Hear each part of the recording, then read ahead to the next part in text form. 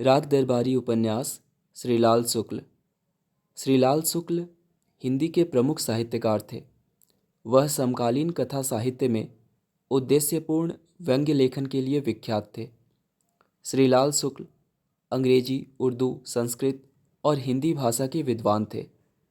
उनका सबसे लोकप्रिय उपन्यास राग दरबारी वर्ष 1968 में छपा।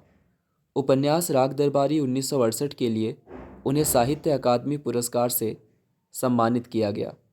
उनके इस उपन्यास पर एक दूरदर्शन धारावाहिक का निर्माण भी हुआ। श्रीलाल शुक्ल को भारत सरकार ने वर्ष 2008 में पद्म भूषण पुरस्कार से सम्मानित किया। राग दरबारी उपन्यास के प्रमुख पात्रों पर यदि हम दृष्टि डालें तो पाते हैं कि रंगनाथ उपन्यास का मुख्य पात्र है, जो इतिहास विषय से एमए करने के बाद पीएचडी शोध कार्य कर रहा है। रंगनाथ स्वास्थ्य लाभ हेतु अपने मामा वैद्य जी के गांव शिवपालगंज आता है। गांव में व्याप्त भ्रष्टाचार को देखते हुए भी वह कुछ नहीं कर पाता और समाज का एक नपुंसक विद्रोही नेता सा प्रतीत होता है। वैद्य जी उपन्यास के नायक पात्र के रूप में आदि से अंत तक कथा के मुख्य केंद्र में बने रहते हैं। वे व्यवहार कुशल, दोहरे चरित्र, स्वार्थी, रिश्वतखोर जैसे गुणों से परिपूर्ण भारतीय राजनीति के प्रतीक हैं। प्रिंसिपल यह छंगामल विद्यालय के प्रिंसिपल हैं, जो चाटुकार, चुगलखोर तथा अपने आप में चालाक व्यक्ति हैं। खन्ना लेक्चरर ये इंटरमीडिएट कॉलेज में इतिहास के लेक्चरर हैं। वे एक शोषित अध्यापक, ईमानदार व विद्रोही तथा समझौता न करने वाला व्यक्ति है। बद्री पहलवान वैद्य जी का बड़ा बेटा है। यह पहलवान मनोवृत्ति वाला तथा पिता के अन्याय में साथ देने वाला उसका दाहिना हाथ है। रुपन वैद्य जी का छोटा बेटा है। यह आज की क्रांतिकारी युवा पीढ़ी का प्रतीक है। परीक्षा में पास होने की रुचि न होने के कारण पिछले 3 वर्ष से 10वीं कक्षा में ही पढ़ रहा है। यह पात्र एक रंगीले नेता के रूप में हमारे समक्ष आता है। राग दरबारी उपन्यास की समीक्षा। राग दरबारी उपन्यास श्रीलाल शुक्ल जी का व्यंग्यपरक उपन्यास है। यह उपन्यास स्वतंत्रता के बाद भारत के ग्रामीण परिवेश तथा अन्य क्षेत्रों में फैली अराजकता व अव्यवस्था को व्यंग्यात्मक रूप से उजागर करता है। राग दरबारी उपन्यास की कथा भूमि शिवपालगंज है, किंतु शुरू होती है रंगनाथ के शिवपालगंज आने से। रंगनाथ के गांव की तरफ जाने से उपन्यास की कथा का आरंभ होता है और वहां से उसके वापस शहर आने पर कथा का अंत होता है। इस पूरे घटनाक्रम के बीच में है शिवपालगंज, जो हिंदुस्तान का कोई भी गांव हो सकता है। गांव में रंगनाथ के मामा रहते हैं, या कहा जाए कि उनके साथ गांव रहता है, तो कोई अतिशयोक्ति नहीं होगी। मामा जी का नाम वैद्य जी ही प्रसिद्ध है। वैद्य जी के 2 पुत्र हैं, बद्री पहलवान और रूपन बाबू। ये दोनों वैद्य जी की सत्ता के सच्चे अधिकारी हैं। इस कथा की परिस्थिति अगर शिवपालगंज है तो वे निश्चित रूप से छंगामल इंटरमीडिएट कॉलेज है। राग दरबारी आज़ादी के बाद स्थापित हुई व्यवस्था में ग्राम्य जीवन की समीक्षा है, जो 35 परिच्छेदों में विभाजित है। 1947 के बाद उत्तर भारत के गांवों में जन्मी विसंगतियों को इस उपन्यास में समेटने का प्रयास किया गया है।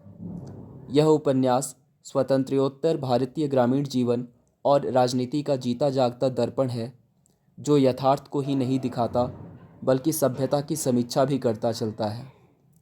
उपन्यास में आदर्शवाद और यथार्थवाद के बीच की खींचतान को दिखाया गया है। शहर का पढ़ा लिखा नौजवान रंगनाथ जब किताबी आदर्शों को लेकर गांव पहुंचता है तो उसे हर एक संस्था भ्रष्ट लगती है। वो हर समय यही कोशिश करता है कि कैसे इस व्यवस्था को सुधारा जाए।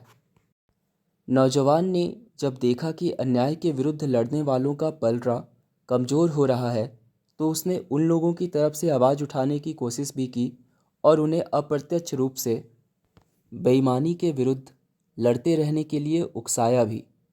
इतना सब करने के बाद भी जब उसकी कोशिशों का कोई परिणाम नहीं निकला, तो वह हार मान लेता है और गांव छोड़कर जाने का फैसला करता है। कथा के अन्य पात्र उस नौजवान से कहते हैं, जाओगे कहाँ? हर जगह तो बेईमानी और भ्रष्टाचार व्याप्त है। नौजवान इस बात पर विचार करता है कि क्या छोटे बड़े रूप में हर जगह शासन ऐसे ही चलता है? उपन्यासकार का उद्देश्य स्वातंत्र्योत्तर भारत के प्रत्येक क्षेत्र में व्याप्त भ्रष्टाचार की विकृतियों को उभार कर दिखाना है। इसलिए शुक्ल जी ने वैद्य जी के व्यक्तित्व में व्याप्त उनकी मानसिकता तथा उनके कारनामों को बड़ी गहराई, सूक्ष्मता एवं विस्तार से उठाया है। वैद्य जी जैसे भ्रष्टाचारी एवं ढोंगी व्यक्ति हर युग में होते रहे हैं। लेखक के शब्दों में वैद्य जी थे और रहेंगे, अर्थात वैद्य जी एक काल के लिए नहीं, एक परंपरा व एक रवैये, एक व्यवहार के प्रतीक हैं। श्रीलाल शुक्ल जी ने वैद्य जी के माध्यम से स्वार्थी, तिकड़मी, सत्तालोलुप एवं दिखावे के संत जैसे लोगों का सजीव चित्र प्रस्तुत किया है, जो बगुला भगत हैं। सभी भ्रष्टाचारों, बुराइयों और अनैतिक कार्यों के पीछे उनका हाथ रहता है, किंतु साथ ही उनके मुंह से प्रेम, सत्य, अहिंसा तथा गीता की उक्तियाँ फुलझड़ी की तरह निकलकर वातावरण को आलोकित करती रहती है। राग दरबारी हिंदी का ऐसा पहला उपन्यास है जो आदि से अंत तक व्यंग्य से पूर्ण है।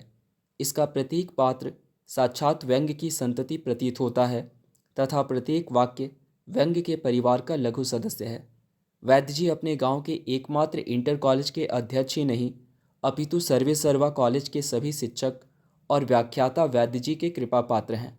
वैद्य जी विद्यालय में इतिहास के शिक्षक हैं, जो इंटर कॉलेज में पढ़ाने के साथ साथ आटा पीसने की चक्की भी चलाते हैं। अगर विद्यालय में रहते हुए भी बिजली आ जाती है तो वे क्लास छोड़कर चले जाते हैं। उपन्यास के एक प्रसंग में एक शिक्षक इंटर के छात्रों को इतिहास पढ़ा रहे थे। वैद्य जी अपनी आदतानुसार क्लास छोड़कर चक्की चलाने चले गए। प्रिंसिपल ने उन 10वीं के छात्रों को इंटर वाले छात्रों के साथ बिठाने के लिए शिक्षक से कहा तो उन्होंने कहा, 10वीं के छात्र इंटरमीडिएट वाले लड़कों के साथ कैसे पढ़ सकते हैं। प्रिंसिपल ने कहा, जिस तरह अपर और लोअर क्लास में यात्री एक ही बस में सफ़र करते हैं, उसी तरह लड़के भी साथ साथ पढ़ लेंगे। उपन्यासकार के रूप में श्रीलाल शुक्ल को प्रतिष्ठित करने वाला उपन्यास राग दरबारी है। इस उपन्यास की अत्युत्तम उपलब्धियों में आंचलिक संदर्भ में प्रतीकात्मक एवं व्यंग्यात्मक भाषाई सौष्ठव की गणना की जा सकती है। भाषा सौंदर्य राग दरबारी की प्राणवान विशेषता है।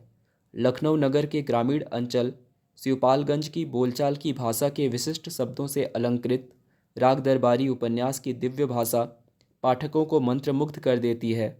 उन आंचलिक शब्दों का सौंदर्य अपने में सर्वथा मौलिक है। इस प्रकार हम देखते हैं कि राग दरबारी की भाषा सरल सामान्य हिंदी होते हुए भी उसमें स्थानीय शब्दों की प्रचुरता है। यद्यपि उपन्यासकार ने अंचल का परिचय नहीं दिया, फिर भी उन्नाव जिले के कुछ ग्रामों के नाम तथा इस जिले की प्रकृति से मेल खाती चरित्र वस्तु स्पष्ट कर देती है कि उन्नाव, फतेहपुर एवं रायबरेली में प्रचलित शब्दों के बहुत ही सटीक प्रयोग ने राग दरबारी के सौंदर्य को बढ़ा दिया है। अंततः कहा जा सकता है कि श्रीलाल शुक्ल ने इस उपन्यास के माध्यम से हमारे समाज के चरित्र को सामने रख दिया है और अब यह हम पर निर्भर है कि हम इस समाज को किस दिशा में ले जाते हैं। हिंदी के प्रसिद्ध कवि और बुद्धिजीवी श्री अरुण कमल जी ने राग दरबारी पर टिप्पणी करते हुए लिखा है कि राग दरबारी समाप्त करके मुझे ऐसा लगा जैसे मैं नरक की यात्रा से लौटा हूँ, जिसे लोग तीर्थ यात्रा मानते रहे हैं। श्रीलाल शुक्ल का सबसे बड़ा काम यही है कि उन्होंने भारतीय गांव के सनातन मिथक को तोड़ डाला।